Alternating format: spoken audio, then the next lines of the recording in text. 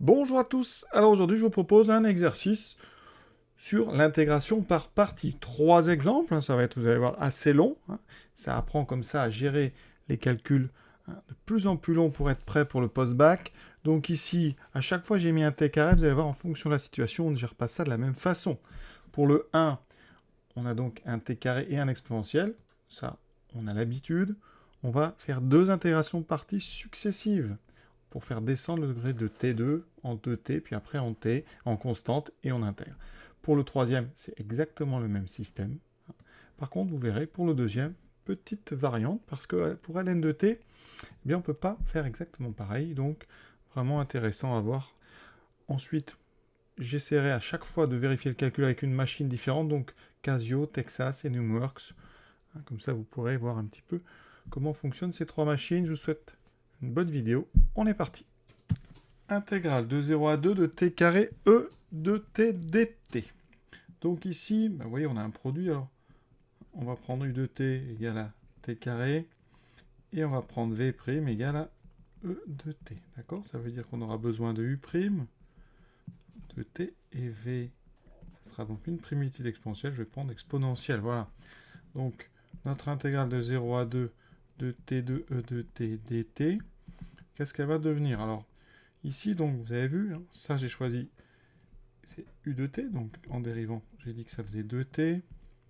Exponentielle t, je dois chercher une primitive. Voilà, tout ça sur 0,2, donc je ne l'écris pas. Bon, allez, je vais le faire. U, v, u' et v' sont dérivables sur 0,2. Donc, qu'est-ce qu'on va obtenir? Vous voyez, première partie, premier terme, décroché, avec les deux primitives, on va dire u et v, donc t carré, e de t. Ça ne pose aucun problème de calcul, puisque c'est entre crochets, on va donc juste remplacer par 2, puis par 0. Ensuite, on a moins l'intégrale de 0 à 2, par contre, des deux fonctions que j'ai mis en couleur, donc les deux nouvelles, le 2t et l'exponentielle de t. Voilà, donc ici, notre premier crochet, je remplace par 2, donc 4e carré, moins 0, parce qu'il y a 0 au carré, moins notre intégrale, donc de 2t, e de t dt. Et c'est elle qui pose problème parce que, ben, c'est pareil, hein, une primitive de 2t, e de t, on n'en connaît pas directement, donc on va devoir faire une deuxième IPP. Comment gérer le calcul quand on a deux IPP consécutives? Alors, vous avez le choix. Soit vous continuez avec ce moins ici.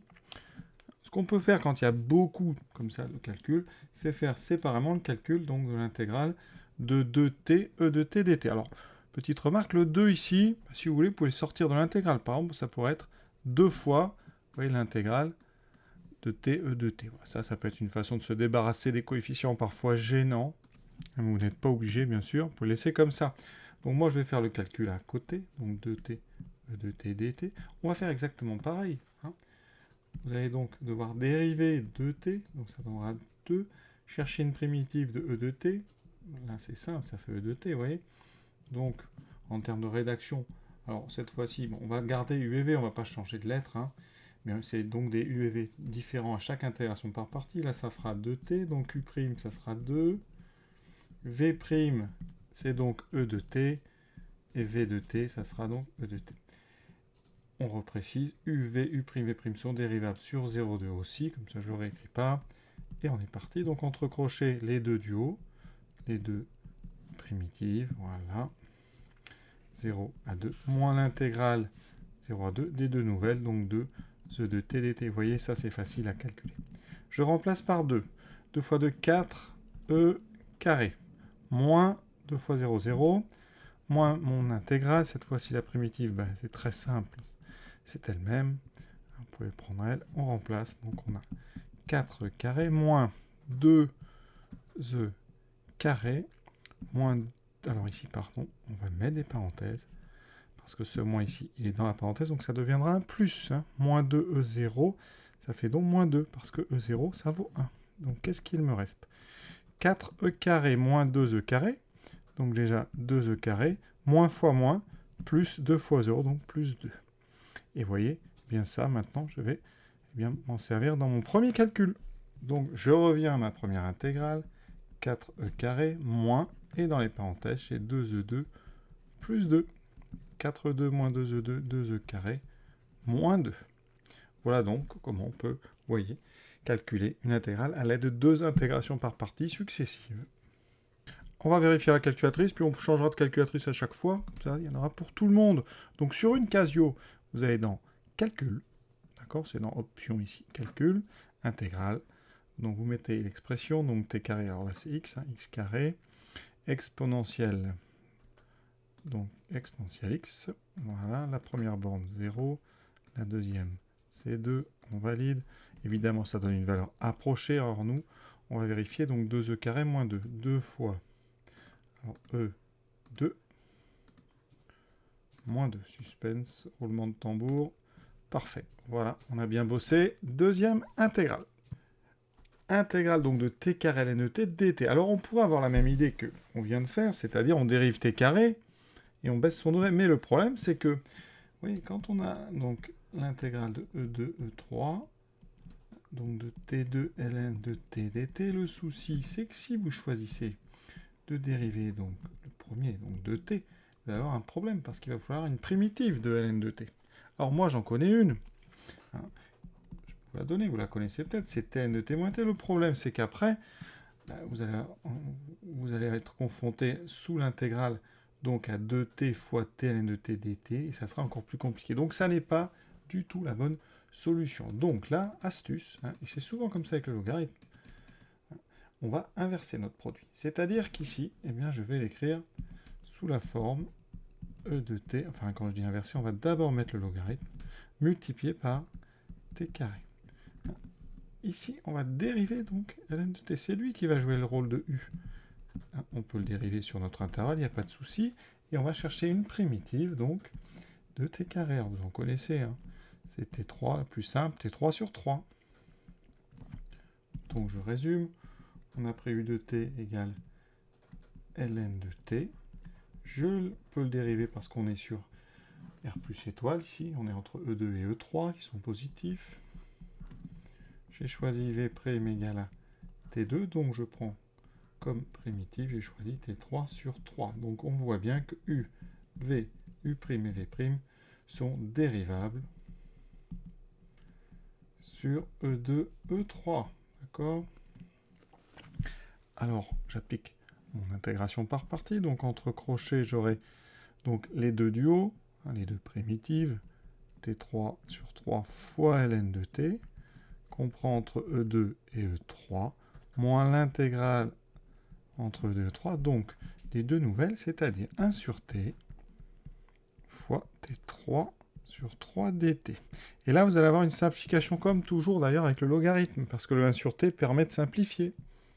Donc, notre crochet va devenir, alors E3, on le met dans T3, donc ça fera E3 puissance 3, je vais aller doucement, sur 3 ln de E3, moins E2 au cube sur 3 ln de E2, moins l'intégrale de E2 à E3. Alors, ici, on a une simplification T3 et T en bas, ça fait T carré sur 3 dt. On travaille donc dans les crochets. Alors, ici, je vais pouvoir les enlever d'ailleurs. E3 puissance 3, ça fait E3 fois 3, donc E9 sur 3. D'accord? Multiplié par... Alors, ln de E3, ça fait 3, parce qu'on a ln e voilà, qui se succèdent. On a déjà vu ça. Hein. Je vais vous rappeler quand même la propriété. Quel que soit A, donc, appartenant à R, ln de EX égale X. D'accord? Vous avez la même qui ne nous servira pas aujourd'hui, avec A strictement positif, E de ln de X égale X. Donc ici, les 3 vont se simplifier, il nous restera un 1. Ensuite, moins E2 au cube, ça fait E6 sur 3. Même propriété, sauf que là, on a fois 2.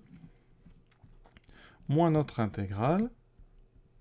Il me faut une primitive tout de suite. Donc T2 sur 3 primitive. Alors il y a le 1 tiers.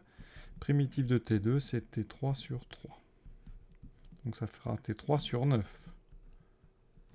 Alors, donc on a E9. Moins 2 tiers de E puissance 6. Moins, alors je remplace par E3. Au cube, ça fera E9. E9 sur 9. Moins, mais avec le moins ici, on fait très attention, ça fait plus. E2 au cube, donc E6 sur 9. On y est presque. E9 moins E9 sur 9, on met tout sur 9. 9 neuvième moins 1 neuvième, 8 neuvième. Moins, alors, ici, on va tout mettre sur 9. Donc, je multiplie par 3, ça fait 6 neuvième. Et là, j'ai 1 neuvième. Donc, ça fait moins 5 neuvième de E6. Et on a terminé. On vérifie avec une Texas. Alors, vous allez dans Maths. D'accord? Ici, on descend. Tout de suite, hein, il faut aller chercher tout en bas. Et vous voyez qu'il y a marqué intègre fonction. Donc, vous appuyez là-dessus. Et vous avez un beau symbole d'intégrale. Donc, E2, on commence par la première borne. E2, on monte. Ensuite, E3, c'est très joli hein, comme présentation. Ensuite, on a donc T2, donc T, hein, on va mettre X. Oh, pardon, j'ai pas mis. C'est X carré, voilà. Ensuite, multiplié par ln de X. Voilà, on a tout. On ferme la parenthèse du logarithme. On indique la variable X. On valide. 6978,61. On calcule maintenant. Alors, bougez pas, il est là. Donc, on a 8 sur 9. Alors, l'avantage maintenant des calculatrices, c'est qu'on a vraiment des facilités pour écrire les choses. Voilà, E9 moins, ici, ma fraction, je l'ai perdue. Voilà, 5 sur 9. E6, encore une fois, suspense. Et parfait. On peut continuer. Troisième question, cette fois-ci intégrale entre pi sur 2 et pi sur 4. Vous voyez, ici j'ai mis pi sur 2 plus grand que pi sur 4. On peut tout à fait intégrer entre deux bornes qui sont rangées dans l'ordre inverse par rapport à d'habitude. Ça ne dérange rien, hein, vraiment, ça existe. Ici, par contre, il faudra bien sûr que les fonctions, pareil, soient dérivables sur intervalle. Par contre, ce sera pi sur 4, pi sur 2. Il faudra penser à inverser. Alors ici, très classique, hein, ça ressemble un petit peu au premier avec l'exponentielle. D'ailleurs, vous devez savoir que cosinus, hein, c'est un lien quand même très fort avec l'exponentielle, puisque après, dans les cosinus qu'on a vu, il y a une formule en complexe qui dit que cos t égale E de it plus E de moins it sur 2. Vous voyez hein. Et bien ça peut amener, vous verrez après, à des intégrales et des complexes. Hein. Donc, la gestion des cosinus et des exponentielles, avec les intégrales, c'est un peu la même chose. Donc, ici, on va avoir à faire deux intégrations par partie. Donc, la première, on est donc pi sur 2, pi sur 4, t2 cos t dt.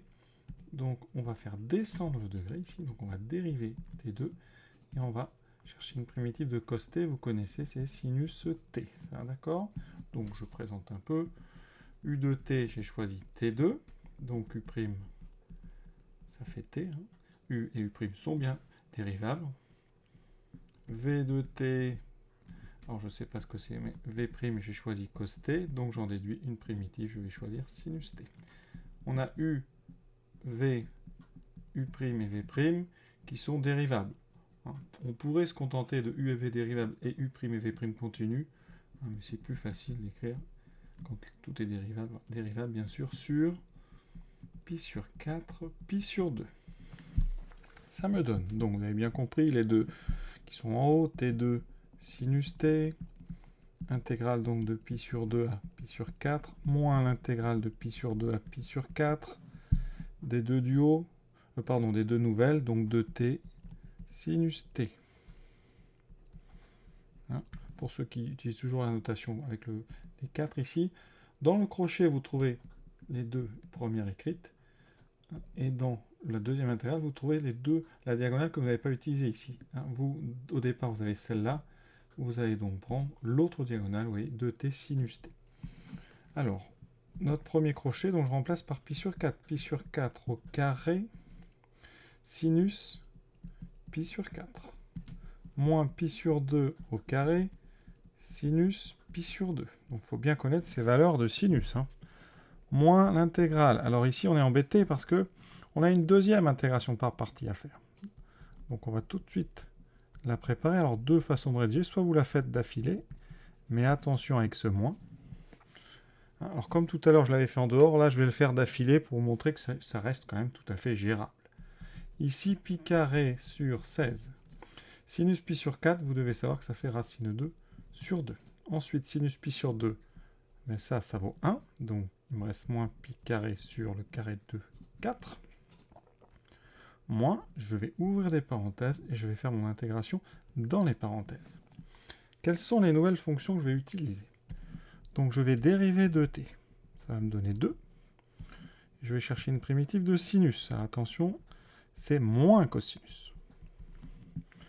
Donc, quelles sont les fonctions que j'ai prises? Ici, u de t, c'est 2t. Donc, u' de t, ça devient 2. v' sinus t. Je prends une primitive moins cosinus t.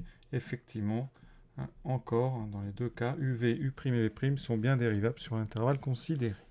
Donc, dans le crochet, je vais trouver les deux du haut. Donc, moins 2t cos t moins l'intégrale. Ici, les deux nouvelles, donc moins 2. Alors, quand il y a un moins ici, vous pouvez tout de suite, oui, je vais faire quelque chose comme ça en direct, vous avez ce moins, donc ça fera moins 2 cos t, et bien tout de suite, vous mettez un plus. Vous aurez donc 2 cos t dt. On y est presque. Ça donne donc, alors, pi carré fois racine de 2 sur 32, moins pi carré sur 4, moins, ici je remplace donc par pi sur 4, moins 2 pi sur 4, cos pi sur 4, moins, donc vous avez un deuxième moins qui est là, donc ça fera plus, 2 fois pi sur 2, cosinus pi sur 2. Voilà. On se débarrasse à la grande parenthèse après, donc plus, ma primitive, primitive de cos t, vous savez que c'est sinus, donc ici on prend sinus. La plus simple, pi sur 2, pi sur 4, et on a presque fini. Il suffit juste maintenant de calculer quelques valeurs. Je pense bien fermer la grande parenthèse. Qu'est-ce que ça donne? Alors ici, on va faire très attention quand même. Donc pi carré racine de 2 sur 32, moins pi carré sur 4. Alors ici, on va enlever les parenthèses. On fait bien attention parce que ce moins, il va falloir le distribuer 3 fois. Donc faites attention à ne pas vous faire piéger. Moins par moins ici, ça fait plus. Donc 2pi sur 4, ça se simplifie. Et là, cos pi sur 4, je vous rappelle, ça fait racine de 2 sur 2. Et on aura besoin de cos pi sur 2 qui vaut 0. Donc ici, plus 2pi sur 4, ça fait pi sur 2 fois racine de 2 sur 2. Ensuite, plus 2 fois pi sur 2, ça fait pi. Les deux se simplifient. Cos pi sur 2, ça fait 0. Donc oui, ici, donc plus 0. Ensuite, on a notre intégrale ici, enfin nos crochets, mais attention, il y a un moins. Donc là, faites bien attention, ça fera moins 2 fois sinus pi sur 4, moins plus le moins, ça fera plus 2 fois sinus pi sur 2.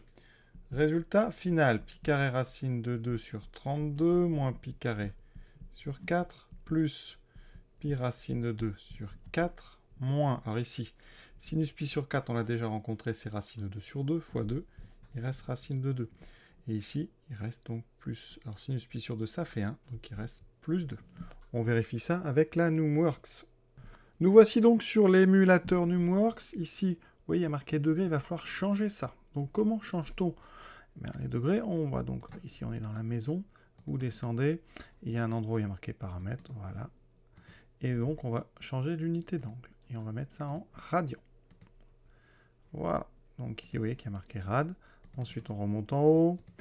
Calcul, faites bien attention parce qu'après, ça fait des calculs faux. Si vous ne mettez pas radian, parce qu'il va prendre les cosinus en degrés. Donc, l'intégrale, vous allez chercher ça dans la boîte à outils. Ici, boîte à outils, vous descendez dans calcul. Vous pouvez faire des calculs de dérivés, donc des différentiels, calcul d'intégrale, c'est ce qu'on veut, nous. Ici, donc, pi sur 2, donc c'est très simple, vous mettez pi sur 2. Voilà, ça met tout de suite la bonne écriture. Vous remontez. Ensuite, pi sur 4. Vous mettez l'expression de la fonction, donc la variable elle est ici, x carré cos x, voilà, vous validez, on trouve moins 0,33, parfait. Vous remarquez que c'est un nombre négatif, effectivement, on intègre ici une fonction positive, sur pi sur 4, pi sur 2, mais on a inversé les bornes, donc on obtient une intégrale négative. Maintenant, je vais évaluer ce que j'ai trouvé. Alors c'est un peu long à taper, mais vous allez voir, c'est très joli avec cette calculatrice. Pi carré, donc pi carré, fois donc racine de 2, je sors de la racine, je divise par 32, voilà, moins pi carré divisé par 4, plus pi racine de 2, je sors de la racine divisé par 4, moins racine de 2, plus 2. Je valide. Alors ici, on ne voit pas bien le résultat, je vais le lire. Voilà, vous voyez, c'est le même résultat. On a fait du super boulot. Donc voilà pour ces 3 calculs d'intégrale. Hein. Il faut vraiment apprendre à gérer ça sans se tromper. Alors les erreurs qu'on peut relever, eh bien souvent, hein, dans ce genre de calcul, c'est à cause des parenthèses. Vous voyez, il y a des parenthèses. Et bien parfois, on est tellement concentré en faisant des calculs qu'on oublie de distribuer les moins autant de fois qu'il faut. Donc faites bien attention. Ah, s'il faut une ligne de plus, eh bien faites-la, c'est pas grave. Parce que parfois, vraiment, on prend de gros risques.